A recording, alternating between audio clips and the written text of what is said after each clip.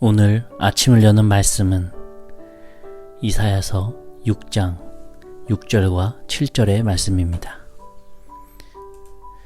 그때 그 스랍 중에 하나가 부젓가락으로 제단에서 집은 바 핀 숯을 손으로 가지고 내게로 날라와서 그것을 내 입술에 대며 이르되 보라, 이것이 내 입술에 닿았으니 내 악이 제하여졌고 내 죄가 사하여졌느니라 하더라. 할렐루야! 오늘 말씀을 통해서 주님의 뜻을 깨닫는 지혜와 기도의 응답을 누리는 은총이 우리 모두에게 넘치게 될 줄로 믿습니다. 이사야 이름의 뜻은 여호와는 구원이시다 라고 하는 의미입니다. 사실 이 의미는 신약과 구약 성경의 전체의 핵심이기도 합니다. 그래서 신학자들도 이 이사야서를 매우 중요하게 여기고 성경 속의 작은 성경이라고 표현을 하기도 합니다.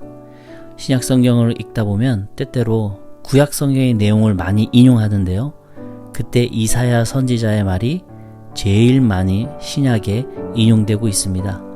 그만큼 이 이사야서는 권위 있는 선지서이며 이 이사야 선지자는 영향력이 강한 예언자이기도 합니다. 이런 이사야가 처음 소명을 받는 장면이 오늘 이 이사야서 6장에 나온 것이죠. 우리가 읽었었던 6절과 7절 한번 보면 이렇게 기록됩니다.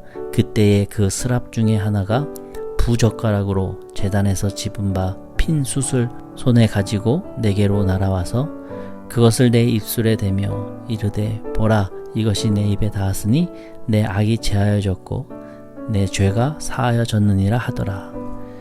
스랍이라고 하는 존재는 영어로는 세라프라고 하는데요. 날개 6개 달린 천사입니다. 두 날개로는 얼굴을 가리고 두 날개로는 발을 가리고 나머지 두 날개로는 날갯짓을 하는 형상을 하고 있는 천사라고 합니다. 하나님 측근에서 활동하는 천사이기에 이렇게 얼굴과 발을 가리고 있다고 해요. 그리고 이 스랍이라고 하는 단어의 뜻은 불타는 자라고 하는 의미입니다. 이렇게 불타는 천사가 이사야 선지자에게 와서 숯을 가지고 왔다고 하죠. 그리고 그 숯은 이사야 선지자 입술에 대어지게 됩니다. 그러면서 7절에 말하죠. 너의 악이 제거되고 죄가 사하여졌다라고 말해요. 오늘 본문에 기록된 숯에 해당하는 히브리어는 리츠파인데 이 숯의 뜻은 불타는 돌이라고 하는 히브리 뜻입니다. 나무 숯이 아니었었어요. 빨갛게 달아오른 돌을 의미합니다. 이 돌은 부싯돌 재질로서 원래는 성전 안에 있는 분향단에 불을 붙일 때 사용하는 돌입니다. 천사가 가져온 그 돌은 완전히 빨갛게 달궈진 돌이었었습니다. 그런데 그 거룩한 돌, 분향단에 불 붙일 때 쓰는 그 돌을 이사야 선지자에게 가져와서 어떻게 하시느냐? 바로 그 숫돌을 가지고 이사야 선지자 입술에 갖다 댄다는 거예요. 왜 입술이었을까요? 신기하지 않습니까?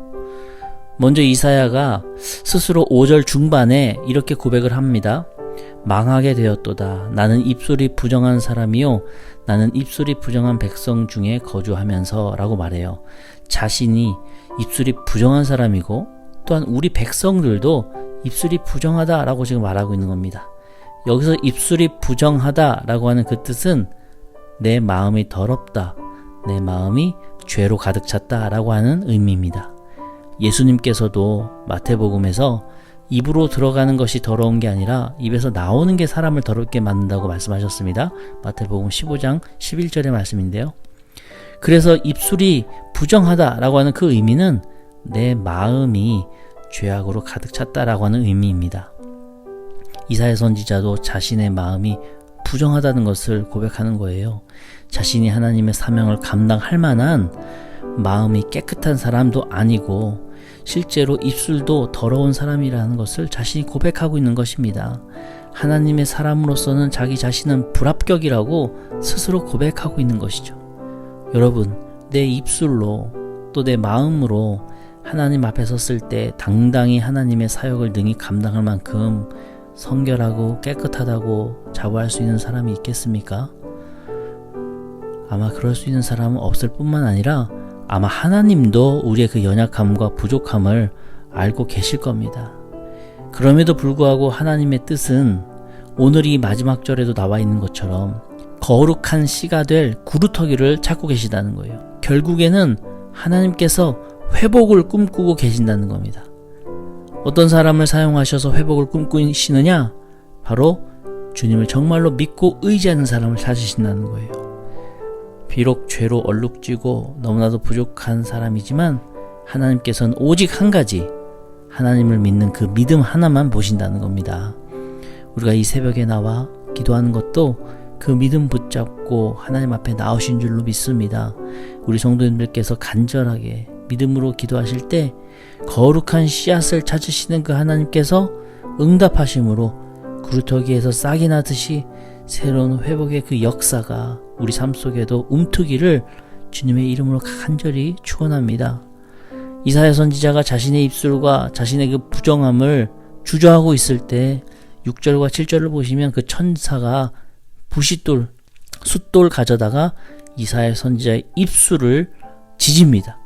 물론 환상 중에 있었던 일이기도 했지만 상상만 했을 때도 참 무섭고 아플 것 같아요.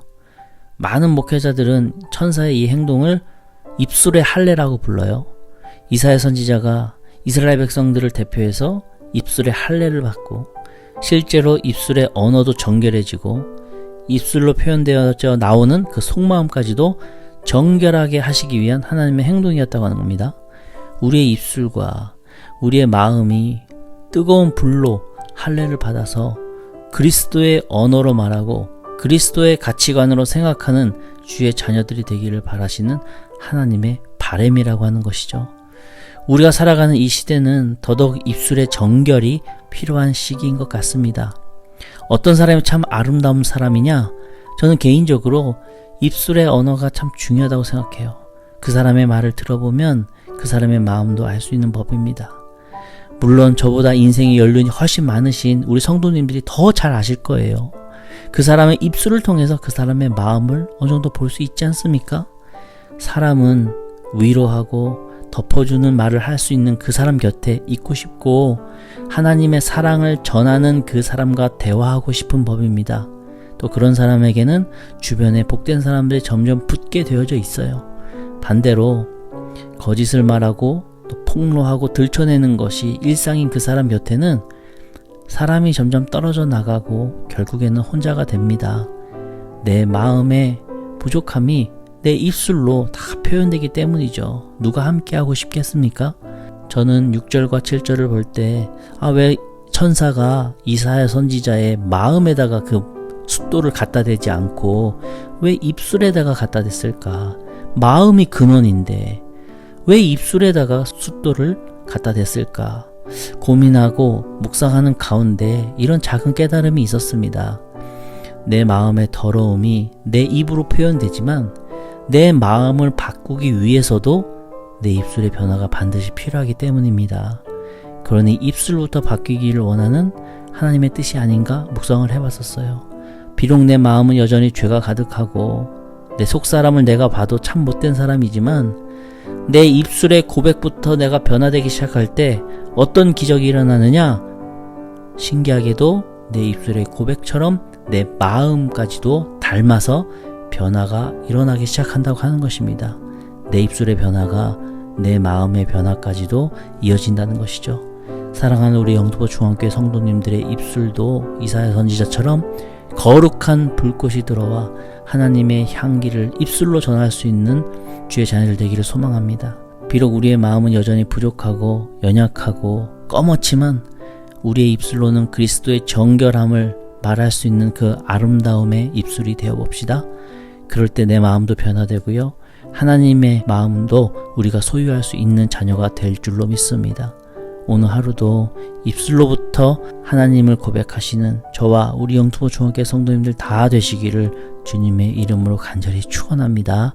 아멘.